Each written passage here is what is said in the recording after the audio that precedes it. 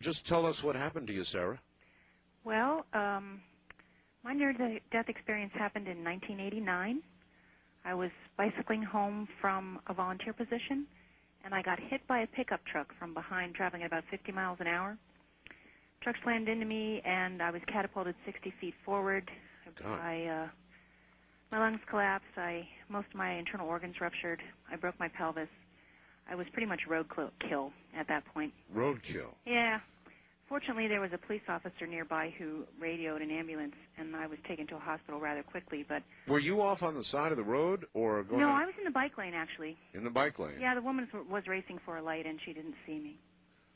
Oh, my God. Yes. And you got thrown 60 feet with just about everything internally ruptured. Oh, it was bad. You know? Yeah. So they 911, ambulance comes. Right. Of course, I don't have any memory of any of that, though. That information was all told to me afterwards. You were out cold. Yeah. And I was having my NDE at that point, as far as I can tell. Well, all right. Is there any here? Okay. I'd like to understand from that moment that you got hit. Obviously, you didn't have any warning that you were about to be hit, did you? No, really? none at all. In None fact, at all. I've never even seen the face of the woman that hit me. Wow. So just bang. Yeah. And that's it. All right. So what is your first recollection? Your first recollection? The first thing that I remember was being in a very complete, utterly black place. I didn't have any sense of up or down or direction or perspective. It was just as black as you can imagine. And in this place, I had an awareness that I still had a body, but other than that, I had no idea where I was or what was happening next at all. You know, I was just kind of stunned. Was there any sense of the real world? The Sarah was no. No, it was. You didn't rise up and see your body and all that stuff. No, it was as if I was in a black box, except there were no walls. I couldn't see anything anywhere. There was nothing but black.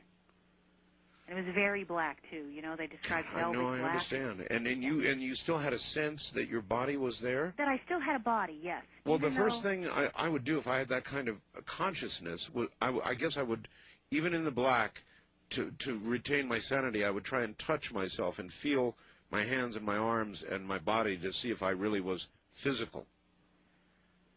Well, I don't remember doing anything like that. All I remember is that I had an awareness of kind of arms and legs, you know, that idea. Yeah. Yeah. So I was there for an unknown length of time where nothing happened. I was just in this black place. Did you have emotions? Were you terrified? I was stunned more than anything else. It was just kind of it was actually kind of a neutral feeling more than anything else. But it quickly changed. A neutral feeling? Yeah. Kind of, okay, where am I, and why am I here, and why is it that there's nothing here but me? Right. No sense of anything else, any other presence of beings or... Nothing at all. Wow. Just dark. But you say that changed. Yes. At one point, off in what seemed to be the distance, because it was farther away from me, I started hearing a hum. And then I saw a little pinprick of light. And the sound began to get louder, and it got closer to me.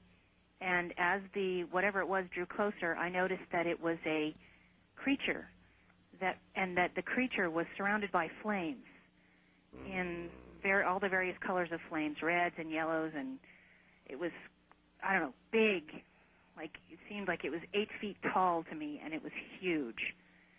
And it had huge teeth and huge eyes, and it was, there was the humming all around it, and it was making, you know, it was growling and gnashing its teeth, and it was drooling.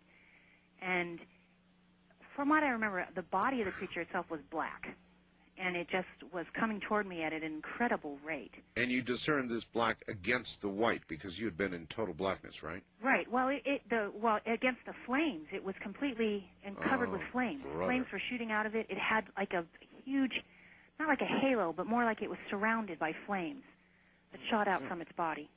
How old were you when this occurred? 27. Whew.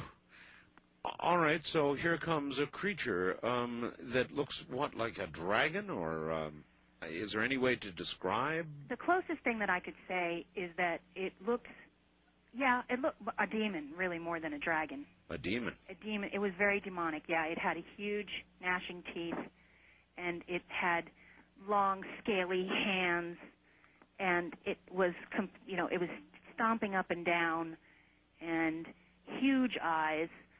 I guess it was draconic in aspect, but not like you would think of a dragon. It didn't have wings or anything like that, although it did have flames. But the flames weren't coming out of its nose or anything like that. It was just surrounding it. Huh. And so, how intellectually awake were you? I was terrified at that point. I don't know. There's no other way to describe it. I was awed and terrified at whatever this was that was coming at me. So you had enough sense about you to have the hell scared out of you. Oh, I was utterly, I was frozen in fear. I mean, this sounds like something out of the movie Alien. You know, that horrid little creature. Yeah, big but creature, it was, actually. Except it was big, and it was flaming too. It wasn't just slobbering. And it was looking at me. Do you know what I mean? It had intent that was on me. You, yes. Yes, it was coming for me. Oh. Yes. My. Did you at all? I mean, I'm sure you just had raw fear, so you didn't have time to intellectualize. But at some point, you must have wondered: am I dead? Have I gone into another dimension? Have I time slipped? Something or another. Did you think about any of that? In other words, why you were here, where you were, all of that? Only before the creature started coming toward me did I think about anything like that. Once I realized that this was something that was coming toward me and had an intention of dealing with me, there was nothing but terror in my mind. And I was just in awe because I'd never seen anything like this ever. It was so fantastic, so much beyond the realm of anything in ordinary reality, especially because there was nothing else around it to compare it to. It's just black and this thing. Okay. When I first called, I think a man answered. Was that your husband? Yeah. Do you have children? Yes, I do. You do? Mm-hmm. Have you led a reasonably good life, do you think? Well, when this happened, which was now 10 years ago, it took me that long, as Jeff was saying for him, it took me about 10 years before I was really able to talk about this to anybody else. Sure. I had really led a very ordinary life. I hadn't really lived very long and done very much.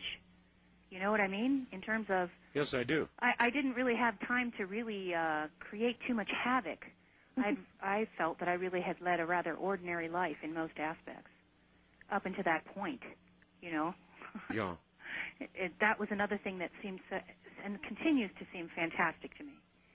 I mean, you sound articulate. You sound like a housewife. You sound pretty normal to me. Oh, I am. I listen to you, so I don't know. Well, all right. Well, I might put you out there a notch or so. Okay, you're not that normal then. Well, I would consider myself to be a little bit, outside of the norm. But in terms of the way I relate to the world, I hold a job, I pay my taxes, all that stuff. So here comes this creature. Demon, I guess. Demon. Well, that's the way I look at it, yeah. It was... Oh, there is one more thing I need to ask you, and that is, so we can put this in perspective, your religious background. Oh, I was raised an Episcopalian. Strict? No. No. No. So... Which is a really rather gentle sect, as far as the sects go, I think. Gotcha.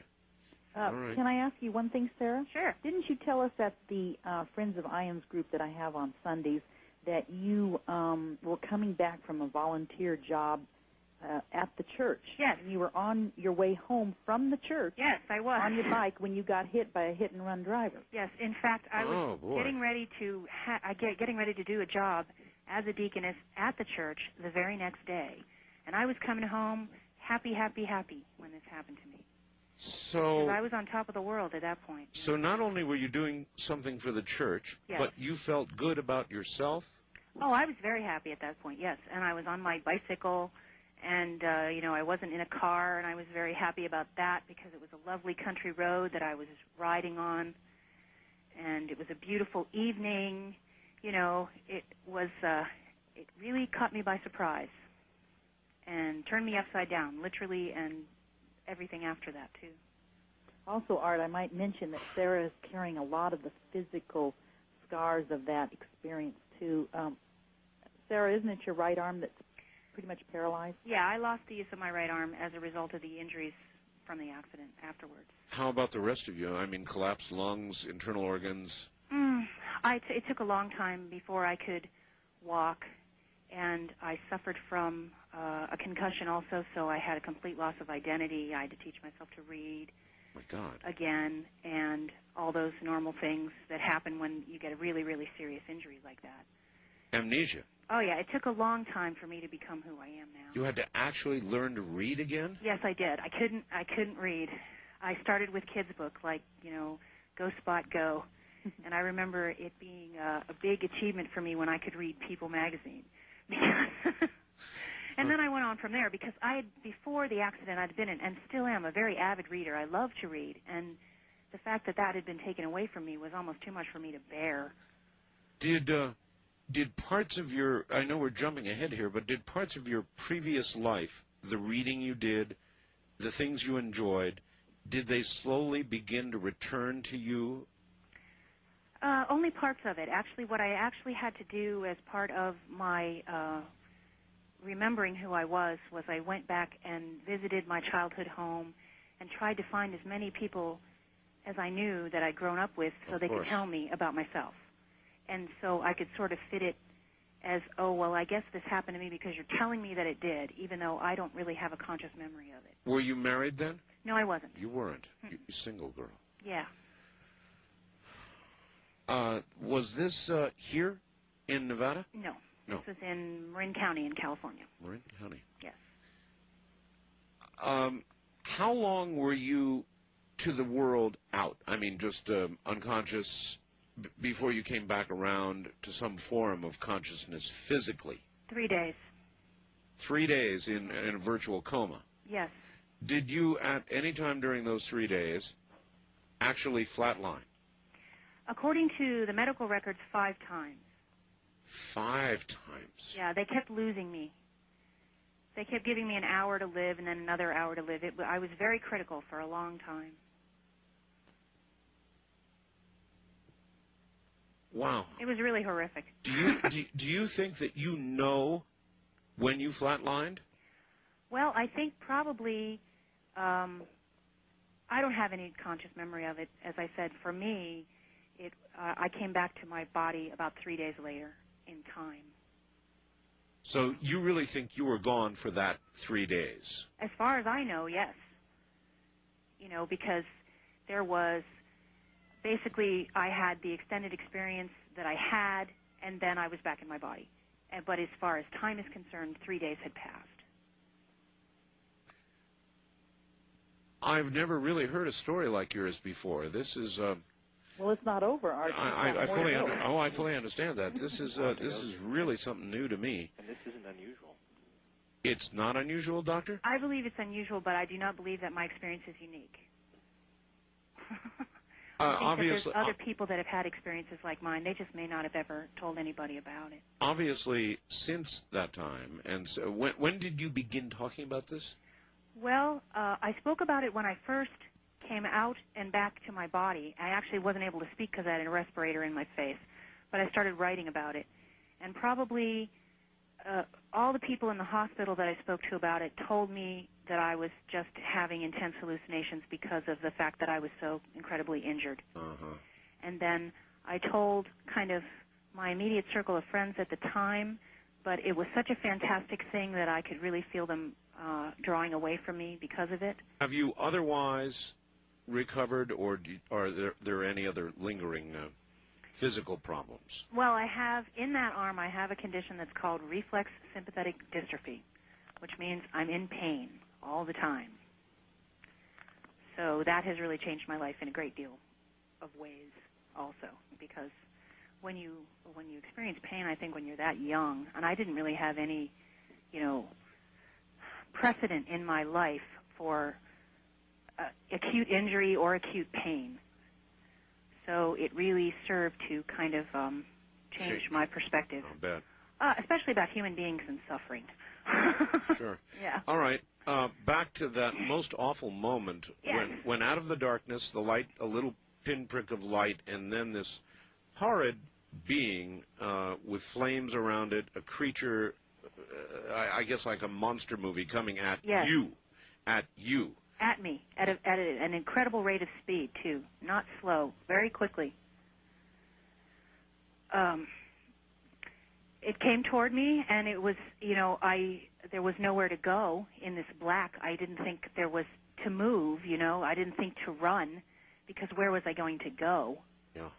And so what I did was, this is where I really say that I had an awareness of my body, because I remember standing my ground, just sort of locking my knees and gritting my teeth and balling up my hands and going, okay, whatever's going to happen is going to happen.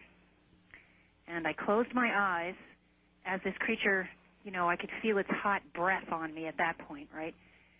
And what it did was actually started to pass through my body. And I had an awareness of it passing actually very slowly through my body. And as it was passing through my body, it was laughing, and really gleefully laughing as it passed through me. And then it exited behind me with a pop. And then I started moving forward in the dark.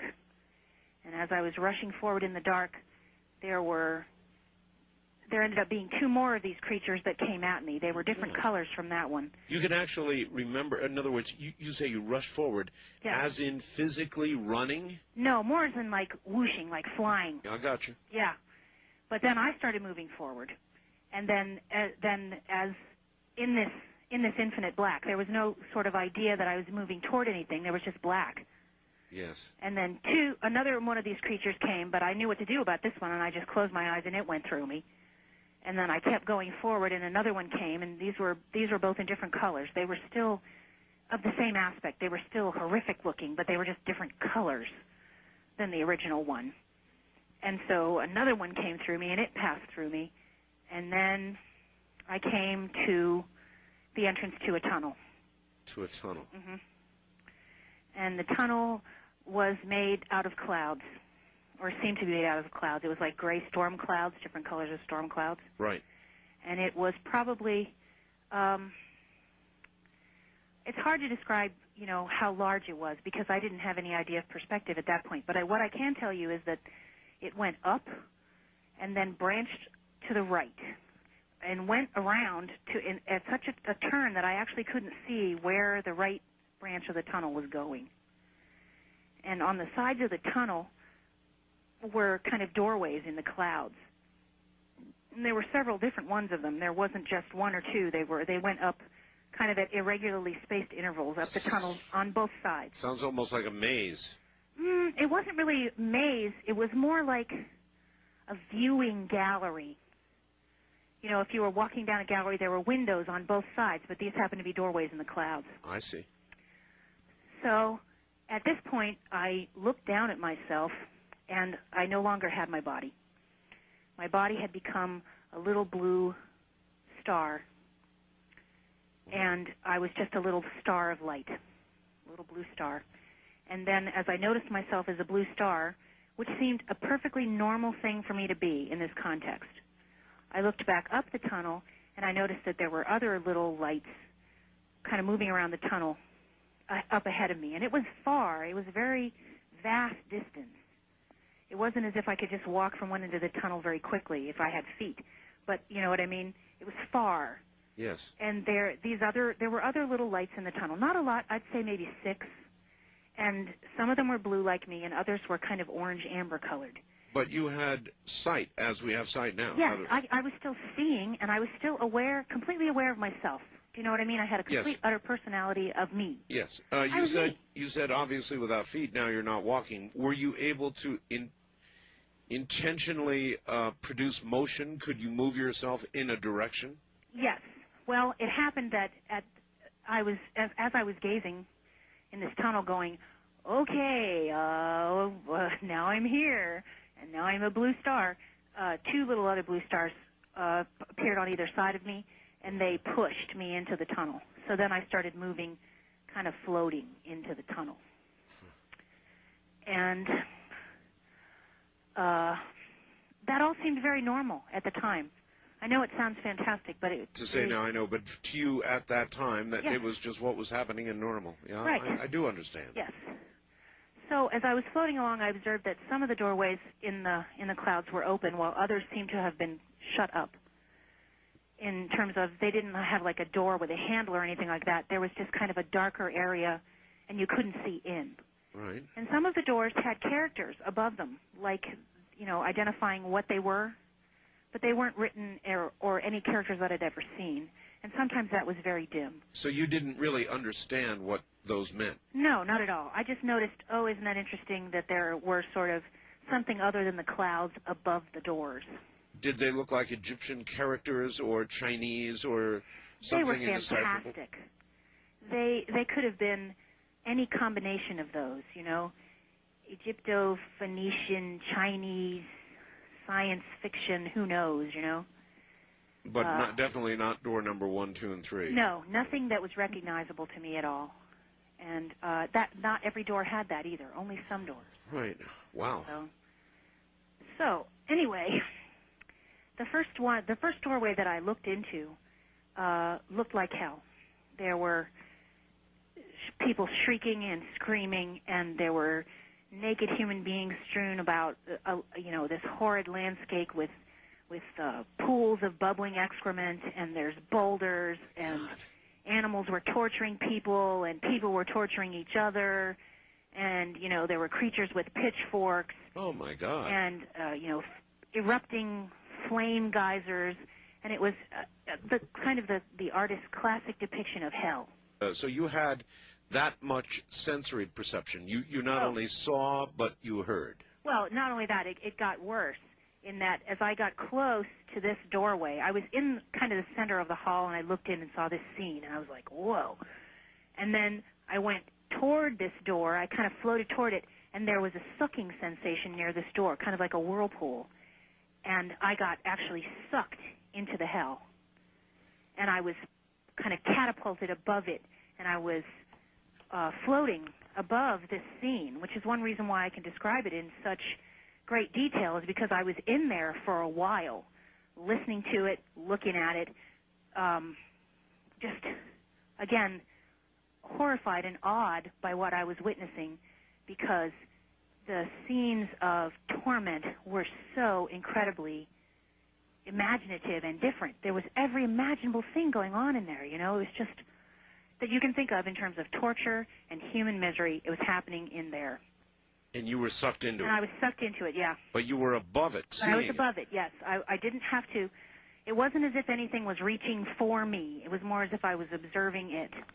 Good Lord. At this point, Sarah, at any point during all of this, didn't you begin to intellectualize your situation and ask yourself, where am I and what's happened to me? Or was it so natural that you just never went through that process?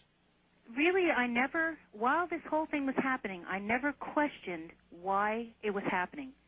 I questioned what was happening in terms of, is this even possible at all? But I never questioned why it was happening. It just seemed as if it was something that I needed to see, Or maybe you were familiar with it. Pardon me? Could it be possible that, Sarah, you were familiar with it because you'd been there before? That's very possible.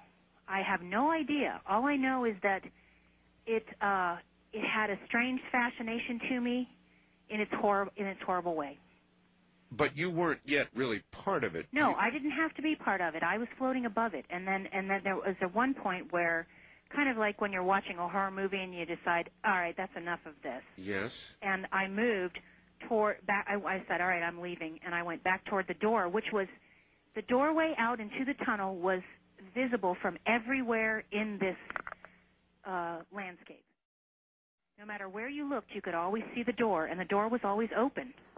Well, and you could see the tunnel the cloud of tunnel, and in there it seemed very calm, especially considering with the tumult that's all around. Well, an obvious question is, though, those who were in that hell couldn't get to that door while you could. I think my feeling about this is because of what happened next, which was actually I left without any difficulty. And as I was passing through the door, my thought at that point was that the people that were in this scene could leave it at any time. They just weren't aware that they could, because they were so caught up in their own idea that they needed to suffer. Or perhaps... And they say the door to hell is always open. Yeah, perhaps they were keeping themselves there. Yes, they were. Have you seen the recent Robin Williams movie? Yes, I did, on your recommendation, actually. Really? Yes. It must have jolted you pretty hard. It was interesting, but not exactly the same as my experience, only because he never had the idea of the tunnel, and the tunnel was so primary for mine. Right. But his idea of hell was tame for me. Tame compared to what you saw? Tame compared to what I saw, yes.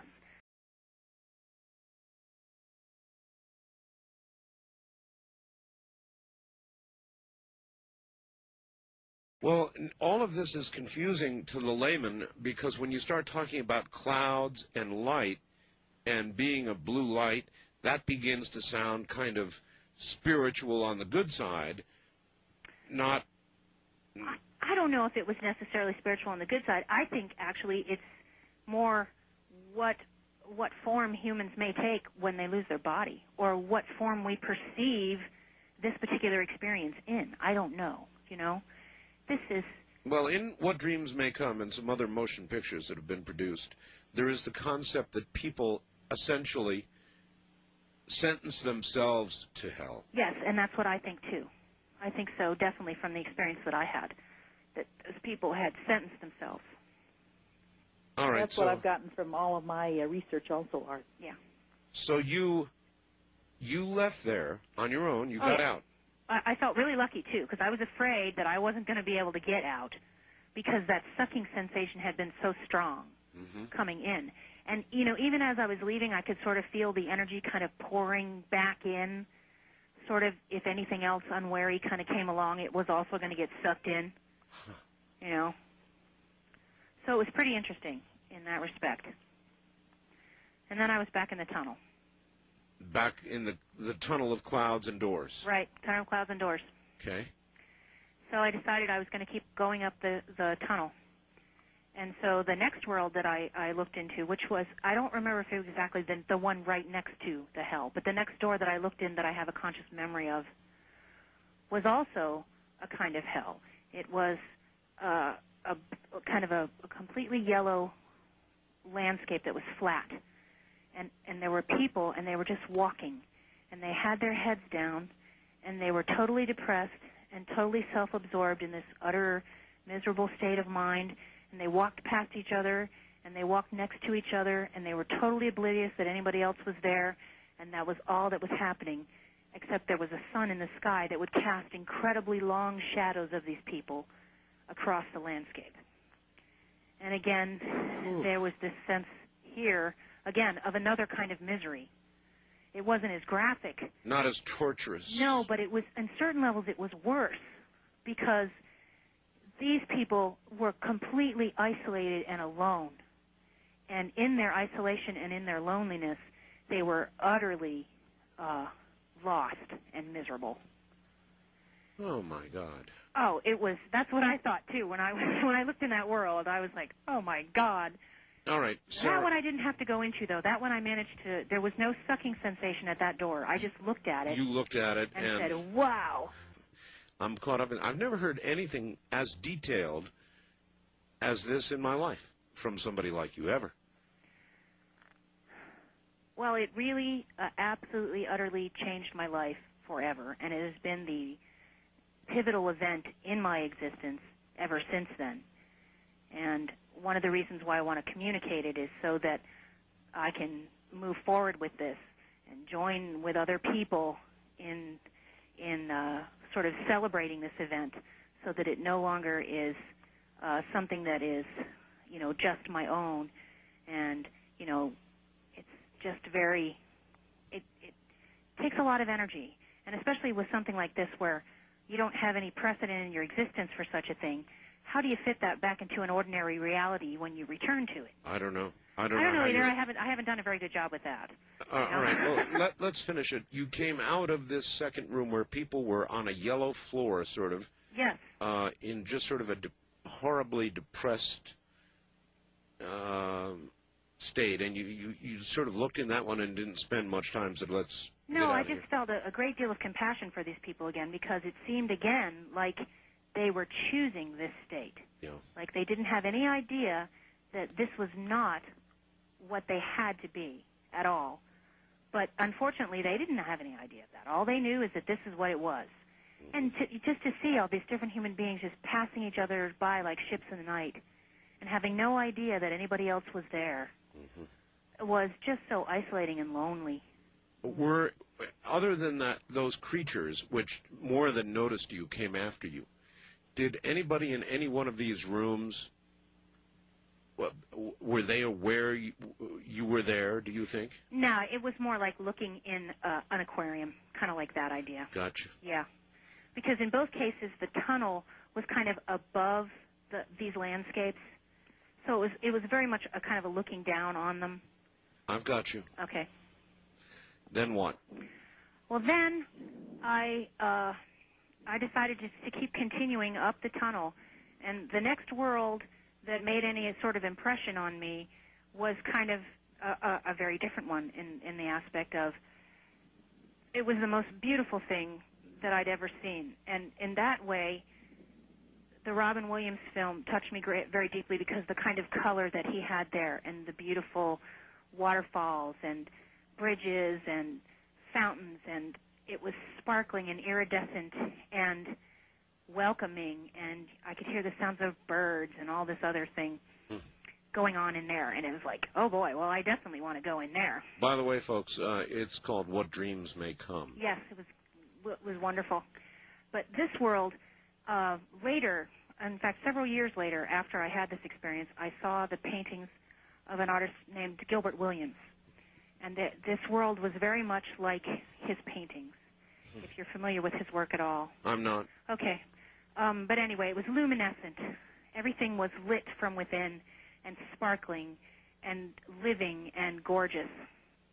And it was very interesting because as I went toward this world, of course I wanted to go in there. I was like, oh, yeah. As I started to pass through the doorway, it was as if my little star nose got stuck against a piece of plastic wrap, and I couldn't go any further in to this world. Oh. And a voice, kind of almost as if I touched a doorbell, a voice said, you do not have the information to enter this world. And I was terribly disappointed, but I thought, okay, well, what can I do? You know, I can't go any further. In fact, I remember I kind of tried to push through this transparent covering over this world, right, but it didn't work. I didn't go in. You don't have the information to enter this world, yes. And I thought, well, okay. And I thought to myself, well, I'm certainly going to get the information wherever somehow I will get the information to enter that world. But that was a big disappointment for me. Right. So at that point, I was kind of very much near the end of the tunnel in terms of where it branched to the right. Okay. And so as in my little star self, I turned around, and there, in this right branching, was a big yellow and white light that was very bright and intense and beautiful and wonderful. So I decided, okay, well, may as well go into the light. So I went into the light, and I'm in the light, and I feel this incredible feeling of joy and happiness and bliss, and I notice that that's the only thing that I can feel. There's nothing else going on there but joy and happiness and bliss and celestial, harmony, and it was overwhelming. And I said to the light, I said, I'm here. And the light said, in this kind of big voice, it said, great, Great. And then, yeah, it said, great, and then I kind of I kind of gave myself up to the light. I merged with it. I myself became nothing but eternal joy and bliss and happiness. And I kind of floated in this state for quite some time. And in this state, I lost my fear of death. And I learned a lot of things that are all kind of personal truths for me about myself in this state of joy and bliss. And this lasted for an unknown period of time. And then... Again, let me ask you, were you in that state? I've experienced, Sarah, something like that in not an NDE, but an out-of-body experience I had just instantaneously. So I know just a little tiny bit about it. Yes. Could you intellectualize, obviously something was going on because you were recognizing these things about yourself. So yes. So you had some sort of awareness. Yes, it was definitely a learning state and a healing state at the same time. But I was aware of myself. Again, I never lost my awareness of who I was, ever. Okay. No matter what was happening, even in the state of utter joy and bliss. I was in utter joy and bliss, and yet the joy and bliss was also outside me and happening around me. And at one point, to be perfectly honest with you, it got kind of dull. And so I decided that I was going to leave this place of joy and bliss. And so I said to the light, I said, "I'm leaving." And the light said, "Great." And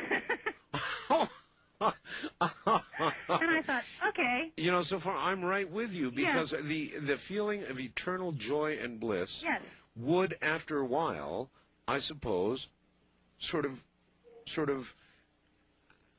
And I guess that sounds kind of sacrilegious. It does, but it'd be almost boring. In other words, you tire of it. I did. I tired of it because, in certain levels, it was exhausting because it was never ending. Yeah. You know, there was nothing but that. There was no other emotion expressed. It was always joy and bliss. So the light it was very wonderful.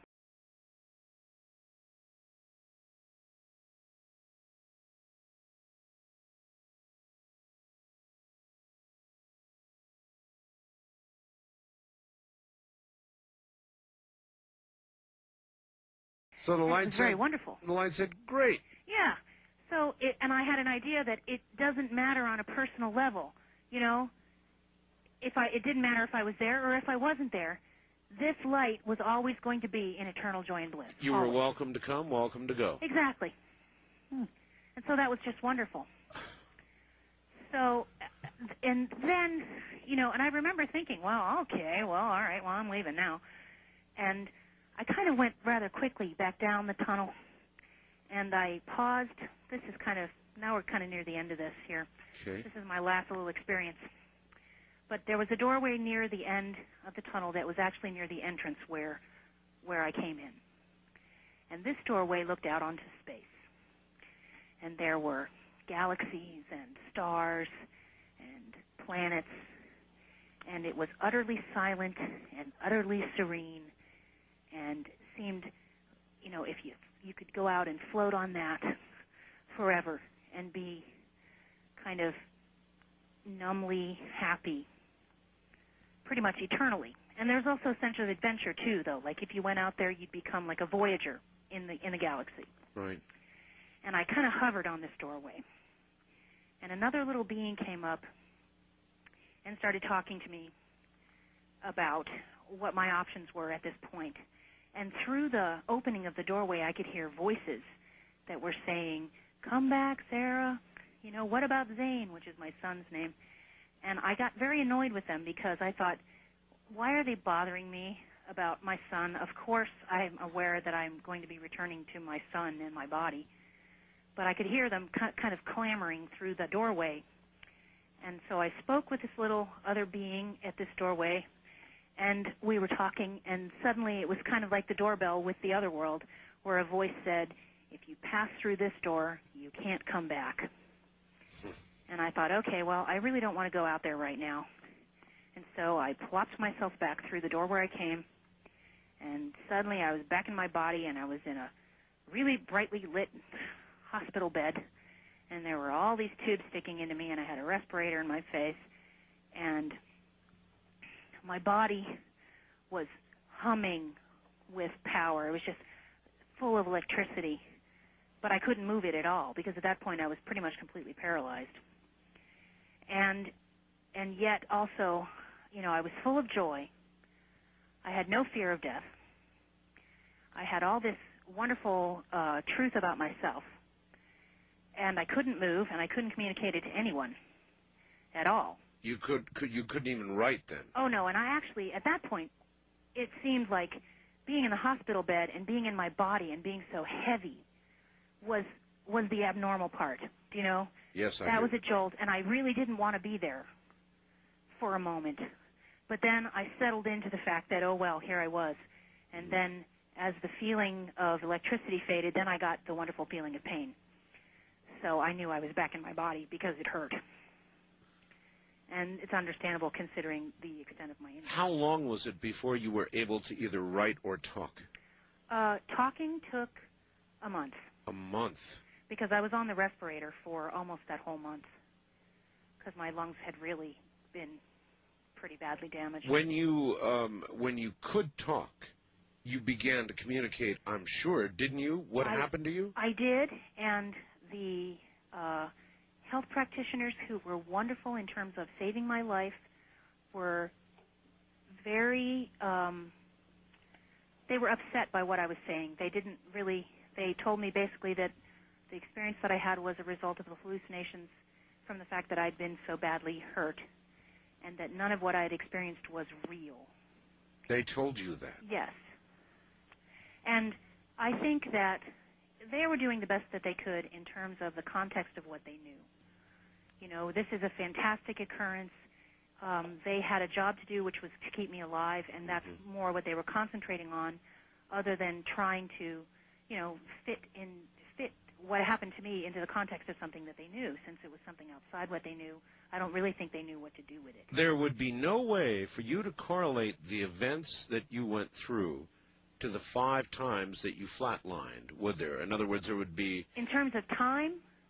Or even synchronicity. In other words, you can't put together in your mind... No, like if each time I flatlined, I might have been in one of those different worlds or something like that. Sure. It would be it'd be wonderful to say that happened. But you don't know that to be true. I can't honestly say that. All I can honestly say is that I know they lost me, and I know that this experience was obviously extended over a long period of time because 3 days had passed before I returned to my body. And by then my parents were there, and I don't remember actually if I communicated much to them at all about it. I know I told my close circle of friends, but again, I met with a great deal of kind of skepticism. And again, everyone was kind of humoring me because I was so injured. So I really shut up about it. And I shut up about it really until I came here to Las Vegas and found the little advertisement that Trish had put in one of the papers saying that she had a support group that she was creating for people with near-death experience. And I thought, okay, I'm going to go and I'm going to talk to other people who've had this experience, and then I'm not going to feel so alone and frightened and strange. Have you met in the group or anywhere else anybody who had the experience you had? I haven't met anybody who's had the same experience that I've had, but I've met other people who have had the same experience in terms of their lives have been transformed in the same way that mine was by the experience that they had. And how is your life now different? Well, the biggest thing that I learned from that is that I lost my fear of death. I lost any fear that I have of the fact that I will lose, upon death, my awareness of who I am. Yeah. You know, That is such a comfort. Daniel Brinkley tells me the same thing all the time. I mean, he just says, I'm not afraid. I'm not. No, it's not that I necessarily want to go quickly into that experience again, okay? Right. But the point is, when it comes, I have an acceptance of it that I wish I could communicate to other people because it is such a joy. Because nothing in my ordinary life now, no matter how hard it gets, can really shake my idea of who I am. And I know that even death will not dissolve my awareness of who I am. And I think that is one of the biggest things that people worry about when they die. They feel like they're going to disintegrate and disappear. Cease to exist. And Blackness. that doesn't happen. I don't believe it happens at all. Your I think actually you have that death is a wonderful adventure, if you'll let it be. You know, I think that was one of the things about my experience is that death can also have some horrific aspects to it if that's your choice. But there's certainly many other avenues of death to explore. Sarah, yes. Why do you think that the horrific aspects of that were your choice? In my case? Yes. I think that they represented fear that I had of dying, because I did have a great fear of dying. I was very kind of morbid as a child. I liked horror movies and ghost stories and all that stuff, and I loved scaring myself. But I was really very afraid of death, and also really very ignorant of death. I really knew nothing about it. No one in my immediate circle of family had really died where I actually had a good experience of death. You know, I was ignorant of death, and I was afraid of death. And I think my horrific aspects of my near-death experience represented those things in myself. Dannion Brinkley is now compelled to go to hospices and to help people die. Yes, that was my first thing, too. The only reason why it never happened was because I was afraid that I would go and present myself to medical practitioners and they would turn me away as a lunatic. Well, we've got a couple that didn't do that here on the phone. Sarah, I don't know how to thank you. I have never heard a story ever like yours, and it was remarkable.